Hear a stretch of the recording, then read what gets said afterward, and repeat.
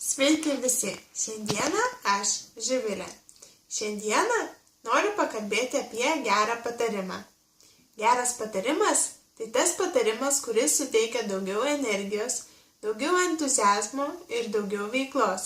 Geras patarimas visada lydintis yra geros kloties. Gerą patarimą aš išgirdau jau ankstokai. Ir jis skamba taip. Gyvenk šiandieną ir stenkis pamiršti praeitį. Šis patarimas man suteikia daugiau energijos, daugiau entuziazmo ir padeda džiaugtis kiekvieną dieną. Šiam patarime slypi didžiulė galia, nes šiandiena yra nuostabiausia diena pasaulyje. Šiandien viskas įvyksta ir nutinka. Šiandien yra tai, kas lieka geriausia. Jei patiko, palaikink, jeigu nori, pasidalink su draugais. Ačiū.